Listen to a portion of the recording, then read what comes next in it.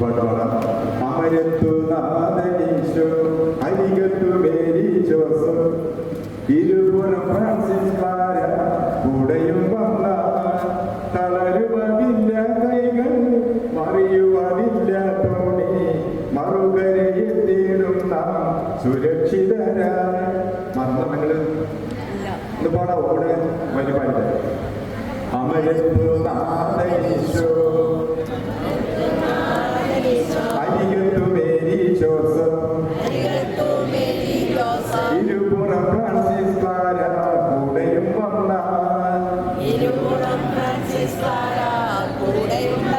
തളരുവതില്ല കൈകൾ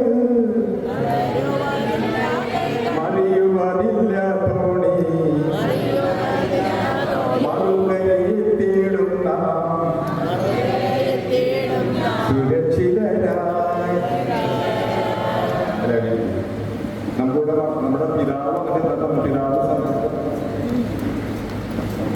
പിതാവ് എന്താ പറഞ്ഞ സന്ദേശത്തിലൂടെ ഒരു വാക്ക് പറഞ്ഞില്ലേ? പ്രധാനപ്പെട്ട വാക്ക് എന്തായിരുന്നു? സമാധാനം. പിന്നെ നമ്മുടെ വർഗീസ് എന്താ പറഞ്ഞ കേരള CC കൊമ്പച്ചനെ കുറിച്ച് പറഞ്ഞില്ലേ? പിന്നെ അച്ഛൻ എന്താ പറഞ്ഞ? തലകുളച്ചൻ ഐസവൻ പറഞ്ഞ വെള്ളാവൻ പറഞ്ഞ സ്നേഹം സ്നേഹിക്കപ്പെടുന്നില്ല. അച്ഛൻ പാട്ട് പാടി തുടക്കത്തില്. അത് ഏത് ഭാഷ പാടിയ? ഇംഗ്ലീഷ്. എന്താ പാടിയറിയോ? ജോനൻസ് 1 യോഹന്നാൻ 3:16 എപ്പോഴും പറഞ്ഞൊരു പാട്ടാണ്. തന്റെ ഏകജാതനെ നൽകാൻ തക്കവിധം ദൈവം ലോകത്തെ അത്രമാത്രം സ്നേഹിച്ചു. ദൈവം ലോകത്തെ അത്രമാത്രം സ്നേഹിച്ചു. പണി തന്റെ ഏകജാതനെ നൽകാൻ തക്കവിധം ദൈവം ലോകത്തെ അത്രമാത്രം സ്നേഹിച്ചു. വചന 1 യോഹന്നാൻ 3:16 മക്കൾ പച്ചപ്പാടി ഇംഗ്ലീഷിലെ പഠിയിട്ടാണ്. Okay okay. അപ്പൊ ഞാൻ നിങ്ങൾ വികാരിച്ചെന്ന് പറഞ്ഞ ഈ പള്ളിയുടെ പേരെന്താ? പള്ളിയുടെ പേര് ആദ്യം കേരളത്തിൽ ഈ പള്ളിയുടെ പേര് ഞാൻ കേൾക്കണം. ഞാനിന്ന് പള്ളിയിൽ ചെന്ന് ആദ്യം ചെന്ന് പ്രാർത്ഥിച്ചു. അരമണിക്കൂർ നേരത്തെ വന്നു. അപ്പോൾ 3 രാജാക്കന്മാരുടെ ഫോട്ടോ കണ്ടു. വേറെ ആദ്യമായിട്ട് 3 രാജാക്കന്മാർ ഒരുമിച്ച് കേൾക്കുന്നുണ്ട്. ഗൂഗിൾ കണ്ടുണ്ട്. 3 രാജാക്കന്മാരുടെ പേര് പറയൂ. ഈ ഇടവക്കാര് പറ. ബെൽത്തസർ, കാസ്പർ. ഓക്കെ, 3 രാജാക്കന്മാർ. നന്നായി. ഞാൻ ഫോട്ടോ പോയിട്ട് ഫോട്ടോ എടുത്തു മക്കളെല്ലാം ചോദിക്കാൻ. 3 രാജാക്കന്മാരുടെ പേരാണ്. അത് ഓടിയുമായി നല്ല പഠിത്തം. അപ്പൊ ഇത്ര ഞാൻ നിങ്ങൾക്ക് തരുന്ന മിഠായിയാണ്. കാരണം ഈ പള്ളിയുടെ പേര് കേട്ടപ്പോൾ എനിക്ക് ഓർമ്മ ക്രിസ്മസ് ആണല്ലോ. 1 ലൂക്കാ സുവിശേഷം 2:1 മുതൽ 20 വരെ എന്താണ് പറയുക? ഈശോയുടെ ജനനം, ഈശോനെ ആദ്യമായിട്ട് കാണാൻ ചെന്ന മാതാക്കന്മാരും ഇടയന്മാരുടെ കാര്യമാണ്. അപ്പോൾ ഞാൻ എപ്പോഴെന്തെങ്കിലും ബാഗുണ്ട്, ബാഗിൽ മിഠായി കൊണ്ടുവരും. ഈ മിഠായി എല്ലാവർക്കും തരും കേട്ടാ. ക്രമങ്ങൾ ഒരു കഴിക്കാം.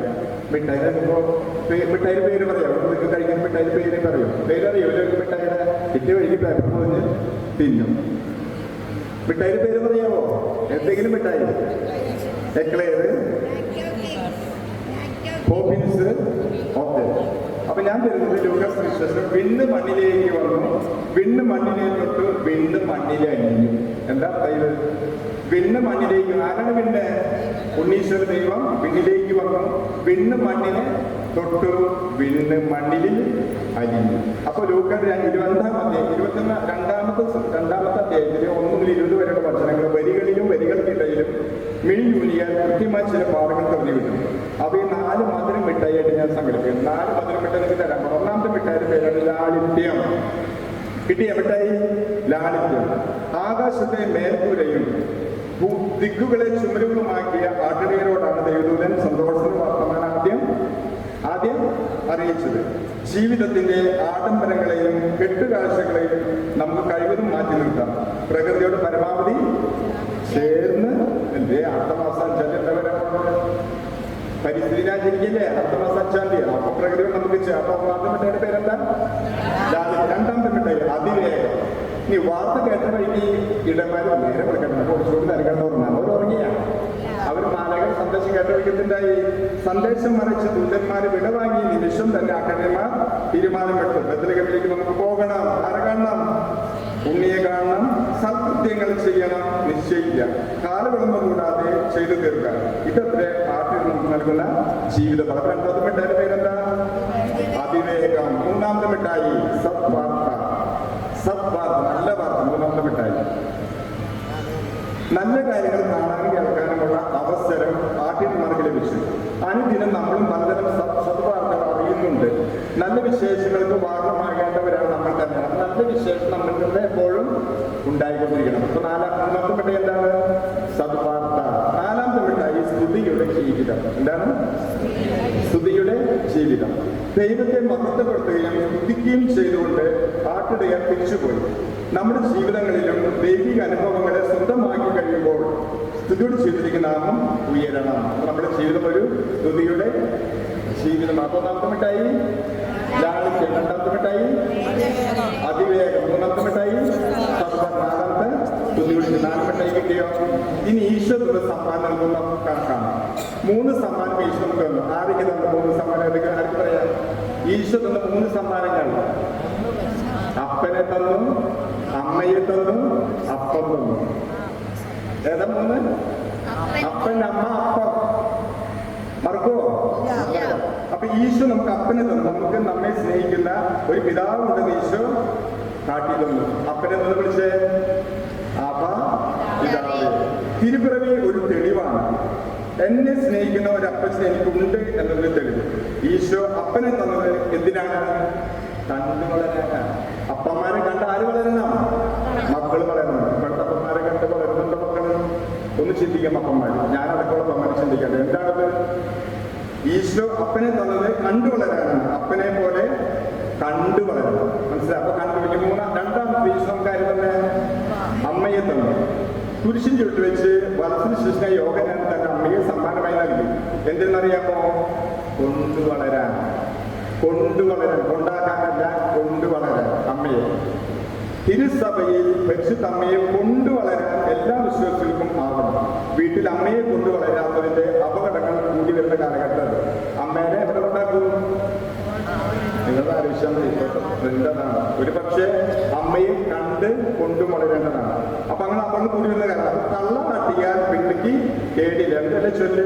അപ്പൊ അമ്മമാരും ചിന്തിക്കണം, തന്നെ കൊണ്ടാണ് മക്കൾ വളരേണ്ടത് എന്ന സത്യം. അപ്പൊ അമ്മമാരായിരിക്കണം. നിങ്ങളെ കണ്ടുകൊണ്ടാണ് ആര് വളരുക? മക്കൾ. ഇനി 3ാം സമ്മാനം ഈശോക്ക് അപ്പം എങ്ങനെ കൊണ്ടുവരാൻ? എന്തിനെന്നോ? ഉണ്ട് വളരാൻ. ഉണ്ട് കുർബാന അച്ഛൻ പറഞ്ഞില്ലേ? വിശുദ്ധ കുർബാന സിസ്റ്റർ പറഞ്ഞില്ലേ? വിശുദ്ധ കുർബാനയെ കുറിച്ച് പറഞ്ഞു. അപ്പൊ വിശുദ്ധ കുർബാനയില് ഉണ്ട് വളരണം. സഭയിൽ വിശുദ്ധ കുർബാന ഉണ്ട് വളരണം. നമ്മൾ വീട്ടിലുണ്ടാക്കുന്നതും ഉണ്ട് വളരാൻ നമുക്കും മക്കളും പഠിക്കണം. ഇപ്പൊ വീട്ടിലുണ്ടാക്കുന്നതും അവർക്ക് വേണ്ട, പുറമേ നിന്നുള്ള ഫാസ്റ്റ് ഫുഡാണ് ഇഷ്ടം. അപ്പൊ ഉണ്ട് വളരാൻ വീട്ടിൽ നമ്മൾ കണ്ടും കൊണ്ടും ഉണ്ടും വളരാനാണ് അവിടെ മനുഷ്യരോടൊപ്പം നമ്മോടൊപ്പം നടന്നത്. മനുഷ്യനായി നടന്നത്. നമുക്കും അവനോടൊപ്പം നടക്കണം. അവനെ പോലെ ലോകത്തിനൊപ്പം നടക്കണം. ലോകത്തിൻ്റെതല്ല. നമ്മൾ ലോകത്തിൻ്റെതാണോ? ലോകത്തിന് അനുഭവത്തിലാണ് നടക്കേണ്ടത്. കാരണം നമ്മളാരാണ്? സെക്യുലർ ഫ്രാൻസിസ്കൻ അവിടുത്തെ അംഗങ്ങളാണ്. മനസ്സിലായോ? ഓക്കെ. ഞാൻ ഇന്നത്തെ തിരുനാളിന്റെ ആശംസ അറിയിക്കാൻ പോവാണ്. തിരുനാൾ വളരെ നല്ല രീതിയിൽ ഇവിടെ നമുക്ക് നല്ലൊരു കാലാവസ്ഥ നമുക്ക് നൽകി. നിങ്ങൾ ഈ ദേശാടന പക്ഷികൾ കണ്ടല്ലോ? ദേശാടന പക്ഷികൾ എപ്പോഴും അവര് ഇല്ല. ചില സമയങ്ങളിൽ, ചില ദേശങ്ങളിൽ, അല്ലെങ്കിൽ ചില കാലഘട്ടങ്ങളിൽ മാത്രം ഒരു കൂട്ടം ഗ്രൂപ്പായിട്ട് പറന്നു പോകും. അവര് മുന്നിലൊരു പക്ഷിനെ കണ്ടിട്ടുണ്ടോ? അതാരാ? അതാണ് അവർ ലീഡർ. ആ ലീഡറിനെ വിളിക്കുന്ന മറ്റു പേരറിയോ? ശാവു പക്ഷി. എന്താണ്? ശാവു പക്ഷി ലീഡറാണ്. ഇങ്ങനെ പറന്നു പോകുമ്പോൾ ചില വേദമാർ അമ്പ ചെയ്യും. അതാർക്ക് ആദ്യമുള്ള? ഈ ലീഡർക്കാർ. കരണ്ട് കമ്പി ഉണ്ടാവും പോണ വഴിയിൽ. അതാർക്ക് ചാവിച്ചാവുക. അപ്പോൾ ഈ ചാവു പക്ഷി എന്ന് കൂടെ വിളിക്കാം. കാരണം ഈ പക്ഷിക്കൂട്ടം ലക്ഷ്യമായിട്ട് ഒരു വേദന അമ്പ് ചെയ്താൽ, അല്ലെങ്കിൽ അവരുടെ സഞ്ചാരപഥത്തിന് പുറകെ ഒരു കമ്പി വന്നാൽ കടന്നു പോകുന്നുണ്ടെങ്കിൽ അതെല്ലാം ആദ്യം ബാധിക്കുന്നത് ഈ ചാവു പക്ഷി അല്ലെങ്കിൽ മുൻപിൽ പറക്കുന്ന പക്ഷിയെ ആയിരിക്കും. ചിലപ്പോൾ അങ്ങനെ ആയിരിക്കാം ആ പക്ഷിയുടെ അന്ത്യവും. നമ്മളൊക്കെ ആരായി തീരണം? ചാവു പക്ഷികളായി തീരണം. നമ്മളൊക്കെ ലീഡേഴ്സാണ്. മനസ്സിലായി? ഈ കാലഘട്ടത്തിൽ നമുക്ക് മുൻപേ ഫ്രാൻസിന് ശിരസ വഹിച്ച് ലോകം മുഴുവൻ പ്രഘോഷിച്ചുകൊണ്ട് കഴിഞ്ഞ ഏപ്രിൽ മാസം 21-ാം തീയതി നമ്മിൽ നിന്നും പറന്ന ഒരു കിളിയുണ്ട്. അതായത് ഈസ്റ്റർ മൺഡേ ഫ്രാൻസിസ് പാപ്പ. സ്വർഗം പുതിയ പക്ഷിയാണ് ഫ്രാൻസിസ് മാർപ്പാപ്പ. ലവ് ദോസോസി, ഫ്രെഡേലി തുട്ടി തുടങ്ങിയ ചാക്രി ലേഖനങ്ങളും മറ്റു പല പ്രബോധനങ്ങളും നമ്മെ ഇന്നും ഉറപ്പിക്കുന്നത് ഈ കാലഘട്ടത്തിൽ മിസ്റ്റർ ഫ്രാൻസിസ് ശൈലിന്യം വളരെ ആവശ്യമാണ്. ഇപ്പൊ നിങ്ങളുടെ യൂണിറ്റിലെ ഈ 2 ചാക്രി ലേഖനം മേടിച്ചു കഴിഞ്ഞാൽ മലയാളത്തിലുള്ള ഏതൊക്കെ 2 ചാക്രി ഞാൻ പറഞ്ഞത്? ലൗഡോസിയം ബ്രെഡയിലും കുട്ടി. ഇത് രണ്ട് മലയാളം കിട്ടില്ല. നിങ്ങളത് വായിക്കണം. ഓരോ മാസം ഇതിനോട് ചാപ്റ്റർ വായിച്ച് മനസ്സിലാക്കണം. നൂറ്റാണ്ടുകൾക്കിപ്പുറം ഒരു മാർപ്പാപ്പ ആദ്യമായിട്ട് ഫ്രാൻസിസിന്റെ പേര് സ്വീകരിച്ചപ്പോൾ ലോകം മുഴുവൻ അതിശയോടുകൂടി നോക്കുന്നു. തുടർന്ന് തന്റെ ജീവിതത്തിലും എഴുത്തുകളിലും പ്രബോധനങ്ങളിലും എല്ലാം വിശുദ്ധ ഫ്രാൻസിസ് സുവിശേഷം പകർന്നു കൊടുത്തപ്പോൾ ലോകം മുഴുവൻ ഏറ്റുപാടുന്നു. ലോകത്തെ നവീകരിച്ച സഭയെ പുനരുദ്ധരിച്ച രണ്ടാം ഫ്രാൻസിസ്. അപ്പൊ രണ്ടാമത്തെ ഫ്രാൻസിസ് ആരാണ്? നമ്മുടെ ശരിയല്ലേ? നേരിട്ട് കാണാൻ ഒരുപാട് ആഗ്രഹിച്ച വ്യക്തി ഞാൻ. ആരെ? ഈ കേരളത്തിൽ വരും, ഇന്ത്യയിൽ വരുന്നു പറഞ്ഞാണ് പറഞ്ഞത്. ആ കൂടി കണ്ടേക്കണം. അവര് മാത്രമല്ല ജോൺ പോൾ വിശുദ്ധനായ മാത്രം നേരിട്ട് കണ്ട് സംസാരിക്കുന്ന തൊട്ടടുത്ത് വരുന്നുണ്ട്.